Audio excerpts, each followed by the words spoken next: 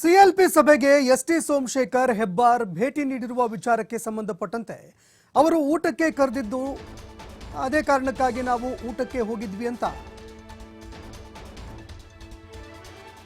ಹೆಬ್ಬಾರ್ ಅವರು ಹೇಳಿದ್ದಾರೆ.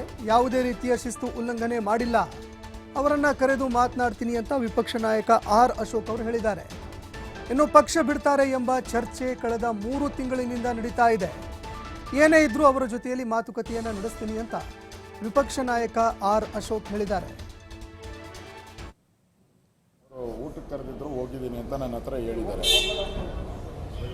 ಸೊ ಆ ದೃಷ್ಟಿಯಿಂದ ಅವ್ರಿಗೆ ಯಾವುದೇ ವೈಲೇಷನ್ ಮಾಡಿಲ್ಲ ಅಂತ ನನಗೆ ಅನ್ನಿಸ್ತಿದೆ. ನಾನು ಕೂಡ ಅವ್ರ ಹತ್ರ ಮಾತಾಡ್ತೀನಿ. ನೆನ್ನೆನೂ ಕೂಡ ನಮ್ಮ ಧರಣಿಗೆಲ್ಲ ಭಾಗವಹಿಸಿದ್ದೆ.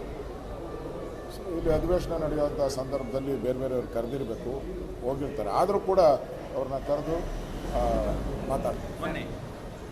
ಇಲ್ಲ, ಬಂದಿದ್ದರು. ಮೊನ್ನೆನೂ ನಮ್ಮ ಸಭೆಗೆಲ್ಲ ಬಂದಿದ್ದು. ನನ್ನ ಜೊತೆ ನನ್ನ ರೂಮ್ಗೆಲ್ಲ ನೆನ್ನೆನೂ ಬಂದಿದ್ದರು. ಇಲ್ಲ, ಏನೇ ಇದ್ರೂ ಕೂಡ ಅವ್ರ ಜೊತೆ ನಾನು ಮಾತಾಡ್ತೀನಿ. ಇವೆಲ್ಲ ಕಳೆದ 2-3 ತಿಂಗಳಿಂದ ಈ ಥರದ ಘಟನೆಗಳು ನಡೀತಾ ಇದೆ. ಸೋಮಶೇಖರ್ ವಿಚಾರದಲ್ಲಿ ಅವ್ರ ಜೊತೆ ಒಂದು ಸರಿ ಕೂತು ಮಾತಾಡ್ತೀನಿ. ಬೇರೆ ಮಾಹಿತಿ ಪ್ರಕಾರ ಅವರು ಊಟಕ್ಕೆ ಕರೆದಿದ್ರು, ಹೋಗಿದ್ದೀನಿ ಅಂತ ನನ್ನ ಹತ್ರ ಹೇಳಿದ್ದಾರೆ.